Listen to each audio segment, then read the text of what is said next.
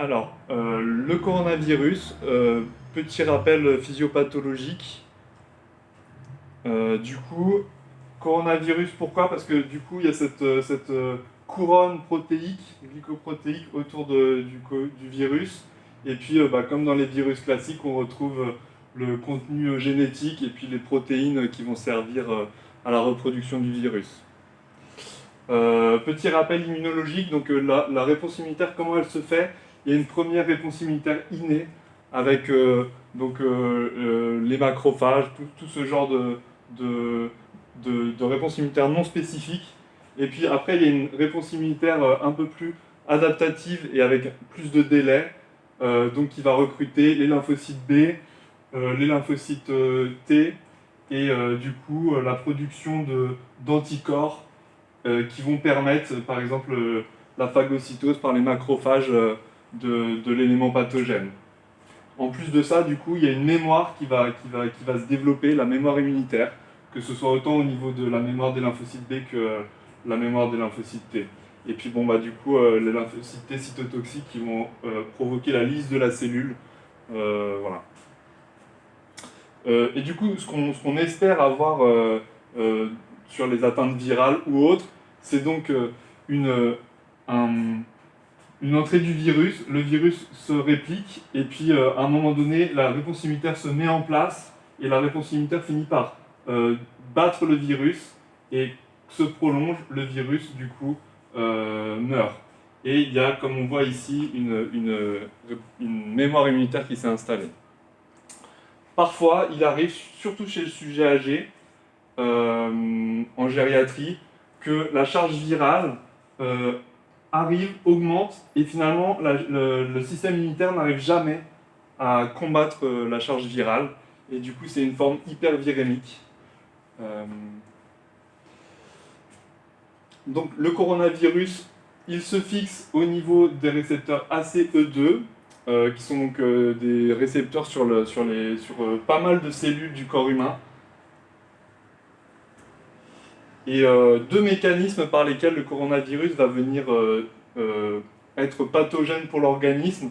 Le premier, c'est par rapport justement à ces récepteurs ACE2. Donc, dans le corps humain, il y a un certain équilibre entre les angiotensines 2 et les angiotensines 1 pour réguler ce qui va être tout ce qui est vasoconstriction, vasodilatation. Euh, le déséquilibre, il survient parce que déjà le coronavirus, il va venir faire concurrence euh, sur l'ACE2 pour la transition de l'angiotensine 2 à l'angiotensine 1. Donc le coronavirus fait concurrence à l'angiotensine 2 qui ne peut jamais devenir angiotensine 1. Ça associé au fait que il y a une hypoxémie dans le tissu, ça va faire une surexpression de l'angiotensine 2 pour avoir cet effet vasoconstricteur qui va permettre une meilleure oxygénation des tissus ou une recherche en tout cas de l'oxygène. Sauf que dans la vasoconstriction, il y aura également de l'inflammation, un caractère oxydatif et de la fibrose qui va s'installer. Alors que chez l'organisme classique, pas d'hypoxémie, donc le sang peut les artères pulmonaires peuvent se dilater. Voilà. Donc premier mécanisme, l'ACE2 qui est concurrencé pour la conversion en angiotensine 1 et ce problème fibrotique. Le deuxième mécanisme par lequel le coronavirus va venir faire des lésions, c'est le mécanisme plus classique qu'on retrouve dans les atteintes virales. Donc le virus se fixe à un CE2, il est endocyté, et puis il va donc transférer son matériel génétique. Il y aura réplication, des protéines vont être reproduites, le virus va être exocyté en plus grand nombre. Voilà, c'est sa reproduction naturelle. Au niveau de ça, du coup, on a vu, il y a eu pas mal de traitements dont on a parlé dans les médias, notamment donc, l'hydroxychloroquine.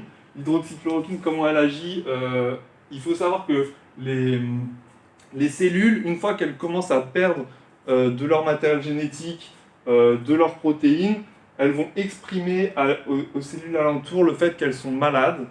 Et du coup, en mettant notamment des protéines membranaires, qui sont par exemple les DAMP, Donc l'hydroxychloroquine, elle vient agir sur ces dents pour limiter la production de ces dents pour qu'il n'y ait pas cette réaction auto-immune contre la cellule endommagée. Le tocilizumab, il agit un peu de la même manière, c'est-à-dire que donc le tocilizumab, il va venir empêcher la production d'interleukine 6 et lutter contre les cytokines, donc c'est des cellules, c'est des protéines qui vont appeler la réponse immunitaire. Et enfin le remdesivir, donc c'est un antiviral qui va lui jouer au niveau de la reproduction du virus. Enfin, on a entendu parler pas mal de la dexaméthasone. La dexaméthasone, c'est un corticoïde, c'est de la famille des stéroïdes. Et lui, il agit de manière beaucoup plus globale, on pourrait le situer là-haut, au niveau de la réponse immunitaire en général. Donc je parlais des interleukines. Il existe un phénotype dans la pathologie. Souvent, les sujets un peu jeunes, aux alentours de 65-70 ans, et eux, ils vont faire une forme assez sévère, plutôt auto-immune, où en fait donc, le virus, l'inoculum viral arrive, le virus se réplique, et puis la réaction immunitaire se met en place, et en fait il va y avoir une flambée de la réaction immunitaire, et du coup c'est la réaction immunitaire en elle-même qui va provoquer les troubles chez l'individu, parce que du coup les cellules vont être tuées par la réaction immunitaire. Du coup, au niveau du coronavirus, il y a un gros phénomène systémique avec pas mal de microangiopathies, des thrombies, des problèmes endothéliaux vasculaires. Et du coup, ça va se reporter sur de nombreux organes. Donc, il y a des atteintes hépatiques. On sait, voilà, d'autant plus que le foie, il est pas mal sollicité du fait qu'on donne des antiviraux, etc. Il y a des atteintes neurologiques avec un état confusionnel, des atteintes cardiaques plutôt à type d'infarctus, parce qu'en fait, on ne retrouve pas tellement d'endocardite, de choses comme ça. Une atteinte du rein, alors le rein, ça va être en plus important parce que du coup, il y a l'importance de la volémie, la quantité de sang, et du coup, le rein joue pas mal là-dessus. Nous, ce sur quoi on va plutôt s'intéresser aujourd'hui, c'est par rapport à l'atteinte respiratoire. Typiquement le parcours d'un patient qui arrive à l'hôpital, donc on peut entre guillemets parler d'une phase 1, c'est la phase préhospitalière, ou alors en tout cas le patient est géré en médecine de ville, et en général il n'a pas besoin, il n'a pas d'oxygène. Après il arrive, par exemple, bon là dans l'exemple cité c'est à J4, et puis il est hospitalisé donc aux urgences, après il est transféré dans un service de médecine, on commence à considérer le fait de lui apporter de l'oxygène, à plus ou moins haute concentration, et puis il devient tellement oxygéno-requérant qu'il va passer sous ventilateur mécanique en réanimation, etc. Avec, donc, tout au long de ça, on voit l'imagerie qui évolue, avec donc, le scanner, comme on sait, qui donne des images en verre dépoli qui sont assez caractéristiques du coronavirus. Du coup, sur ce parcours, moi j'identifie par rapport à ma prise en charge et la manière dont je travaille plusieurs degrés de sévérité. C'est sûr que quelqu'un qui n'a pas d'oxygène, on peut se dire qu'il a quand même beaucoup de marge. Jusqu'à 6 litres d'oxygène, c'est des patients, pour moi, qui sont assez solides et pour lesquels on sait que si on les traite, on va pouvoir augmenter la quantité d'oxygène qu'on va pouvoir leur prodiguer. On est sur une zone de sécurité relative. Quand il commence à être 9 litres, mais encore plus 12 litres, 15 litres, là je commence à être beaucoup plus précautionneux pour les raisons qu'on va voir ensuite. Puis la réanimation, c'est un domaine que je ne maîtrise pas, donc que j'aborderai très peu aujourd'hui. Du coup, l'atteinte pulmonaire au niveau du coronavirus, c'est beaucoup. Bon, alors c'est un type de SDRA, c'est pas le SDRA classique qu'on peut voir, mais donc on retrouve les problèmes thromboemboliques avec du coup les embolies pulmonaires qui sont locales. Hein.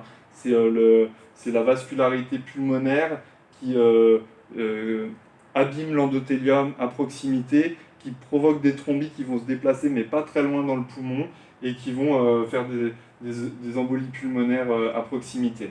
Donc les embolies pulmonaires, il y a des transudats liquidiens qui vont aller envahir l'alvéole, l'inonder, Et dans cet alvéole, si on rajoute en plus les facteurs inflammatoires qui vont parfois s'attaquer aux cellules plus ou moins lésées, tout ça, ça va faire une grosse destruction de la paroi alvéolaire, bon, et du coup, et endothélium vasculaire. Hein.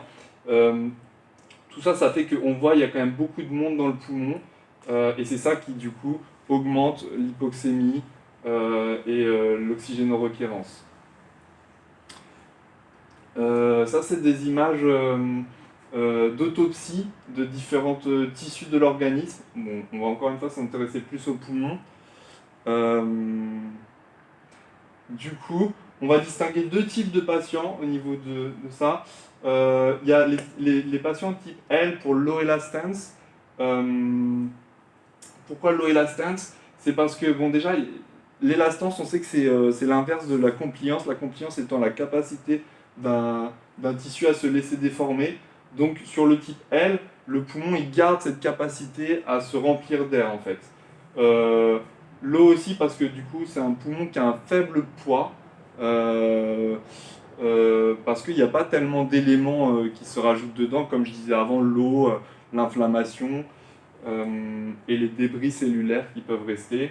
Et ce poumon, en phase low, il est encore bien recrutable. On aura une capacité, du coup... non, pardon, il est peu recrutable parce que, du coup, il est déjà plein d'air et, du coup, on n'aura pas cette capacité à le faire beaucoup varier en volume. Il est encore préservé à ce stade-là. Tout ça, ça nous fait un œdème interstitiel qui est pour le moment encore très modéré. Et donc c'est ce qu'on retrouve à l'autopsie, donc épaississement des septum alvéolaires, infiltrat lymphocytaire, œdème, débris cellulaires, mais c'est un stade pour le moment simple. Le deuxième type de patient, c'est le type H pour high elastance, dans lequel on retrouve du coup, pour le coup, une forte élastance, donc une faible compliance, une faible capacité à se laisser déformer, un shunt gauche-droite. Donc le shunt, je vous rappelle, c'est le fait que le sang arrive dans le poumon, il est appauvri en oxygène et il est riche en CO2. Et si jamais il traverse des zones qui ne sont pas ventilées, il y a ce shunt du fait que ce sang ne va pas se renouveler. Quand ce sang non renouvelé va se mélanger au sang qui, lui, pour le coup, a participé aux échanges, il va se produire le shunt droite-gauche, c'est-à-dire qu'on va avoir un sang qui est mixé entre du sang qui a été renouvelé et du sang qui n'a pas été renouvelé. Donc, une faible capacité à se laisser déformer, un shunt droite-gauche, le poids du poumon qui devient important, parce que là, pour le coup, il y a beaucoup d'œdème, il y a beaucoup de débris dedans, et à ce moment-là, le poumon a une plus grande capacité à être recruté, parce que, pour le coup, il commence à se rétracter, à se ratatiner sur lui-même. On observe donc un œdème interstitiel important du poumon, et à mon avis, ça nous dirige vers la fibrose. Donc voilà, on retrouve à l'autopsie l'épaississement des parois, de la fibrose, beaucoup de débris, de l'œdème et des membranes fibrineuses et hyalines qui commencent à se mettre en place. Tout ça, ça va nous amener à ce qu'on appelle du coup le rapport P sur F. Dans un premier temps, il y a le sang se remplit bien en oxygène, même pour des faibles quantités d'oxygène apporté, alors que sur les poumons gravissimes, malgré le fait qu'on supplée avec énormément d'oxygène, finalement, le sang n'en bénéficie pas et on a un faible rapport P sur F. Là, à l'imagerie, on voit du coup un poumon avec une grosse atteinte parenchymateuse.